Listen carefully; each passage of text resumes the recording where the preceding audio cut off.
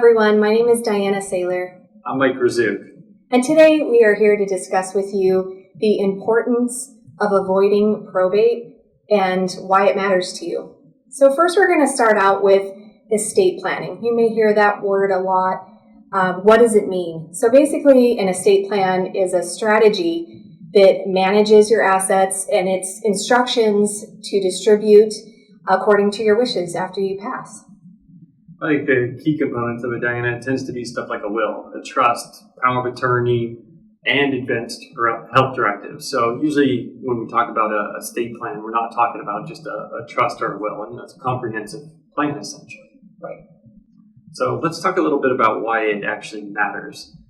So one of the biggest things is you're trying to ensure that your financial goals are met when you're establishing an estate plan. We want to make sure that you direct your assets and how they're going to be handled and distributed. I kind of tell people it's like a way to control the money from the grave, essentially. You can list who's going to receive what and even put some restrictions on it. So I got clients, for example, who will say you can only get money at 30 or 40. Try to motivate their kids and beneficiaries. So lots of flexibility with them.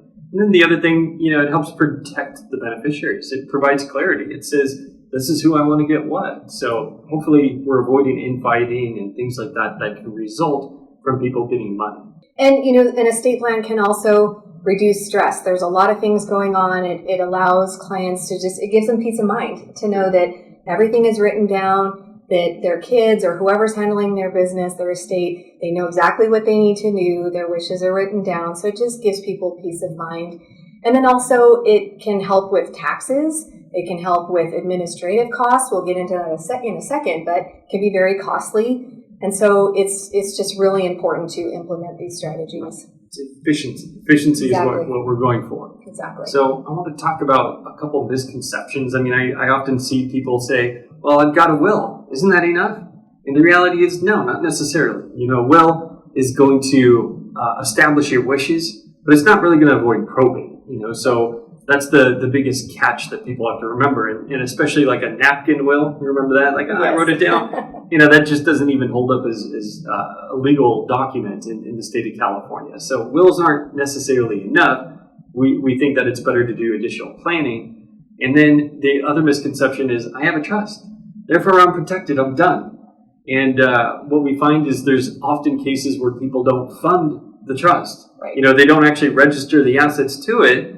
And so they have the document, but it doesn't own anything. Right. So you have to create a trust, but you also have to fund it by registering assets to it. So it's common that when somebody refinances a house, for example, we've seen the finance company remove it from the trust and now, register it just to joint tenant or, to sole name. And that's incorrect. So assets have to be owned by a trust for it to be part of the trust, essentially. Exactly. And I think there seems to be a lot of confusion around funding, so I think it's important. We will talk to clients about it, but, talk to the attorney, like, what does funding mean? What do I need to do now that my trust is created? What are the steps to put all of the assets into the trust? And do all of the assets need to be in the trust? So there's a lot of confusion as far as that goes. And so, we talked about probate. And so, many people don't know what that is or what it involves. And so basically probate, it's the court process to validate a will or the trust sometimes, validate the will and distribute assets. And so probate, we want to try to avoid it at all costs. It is very time consuming. I'm actually personally going through it right now. It's been over a year. It is just something you want to try to avoid at all times. And it can be very costly. So there's administrative costs, and also the costs are associated with the value of the assets. So you really don't know going in what the costs are going to be. So like the larger the estate, the more yes. cost associated with it. Yeah, yes. I want to say my experience, like the average probate is usually 18 months. Mm-hmm. When we say time consuming, it's a big time investment. Right. Yeah. Well, and I think the other catch too, lots of people don't want their assets to be public record. But when you read a will, it's public. So unfortunately people can go and they can see the assets that a family had. And so there's cases where people want that. They want transparency. I mean, that was a big thing with Warren Buffett. He's creating a testamentary will, which takes place after he passes. He wants the world to know what he had and where he left it to. But most families don't. They don't want that transparency. Right. So, again, trusts are going to be a way to keep that private and make sure that everything gets distributed to those beneficiaries. So we want to avoid probate. It's number one tool to be able to do that. So we talked a little bit about probate and why to avoid it. We mentioned the cost savings, the privacy protection, but there's also efficiency. It's a long process. We want to make sure that when people are grieving that, hey, they're able to get stuff, at least on the financial side, done as quick as possible and not have to, be burdened by just all this paperwork and all these processes and court systems. Right.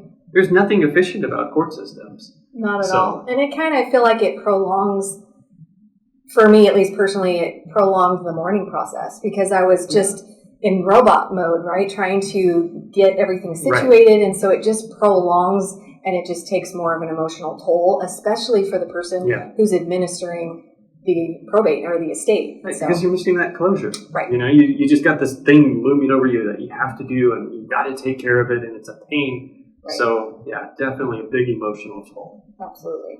Yeah. So, when it comes down to the strategies, how do we actually avoid probate? We mentioned the word of living trust.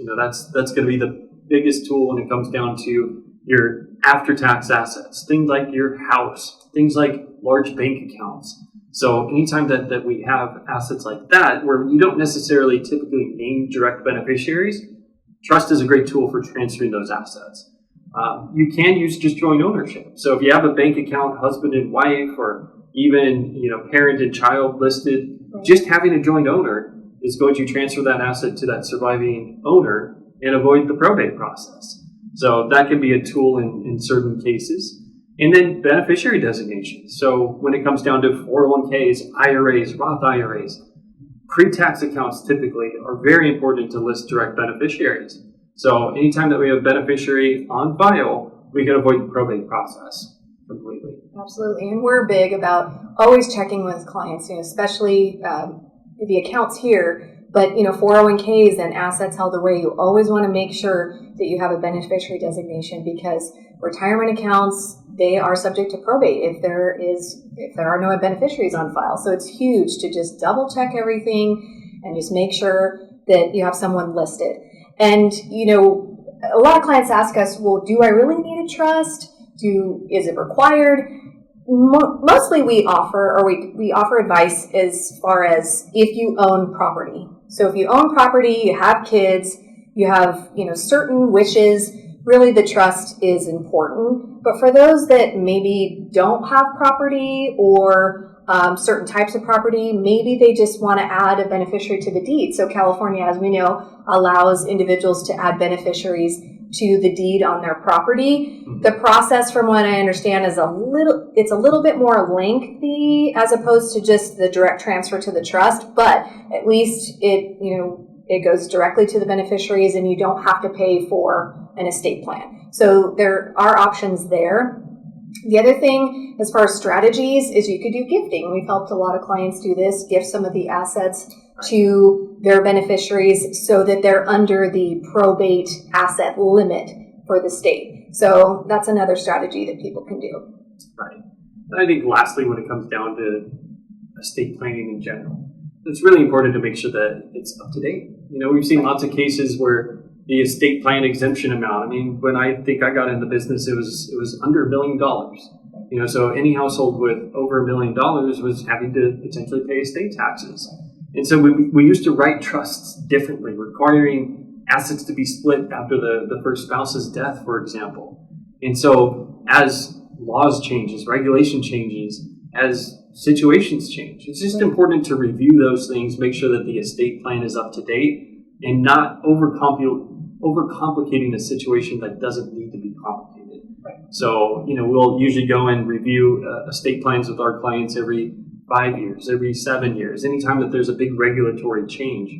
So just keeping things up to date, especially beneficiary designations with life-changing events. Right. I have a child, I have a divorce, I get married, those kinds of things require beneficiary updates. Right. So, or maybe you very have minor kids now, and now they're adults, and maybe you want them to Right. now be trustees instead of having someone else. So there's all kinds of scenarios where it's important to review.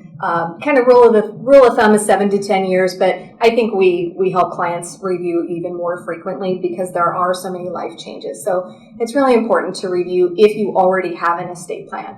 So those of you that do not have an estate plan, we're happy to help you. So it's important to tell us what your goals are. We will review all the different strategies with you, see which one is the best fit for you. And then what we'll do is we will align and recommend a professional that can help you. So if you need us, give us a call.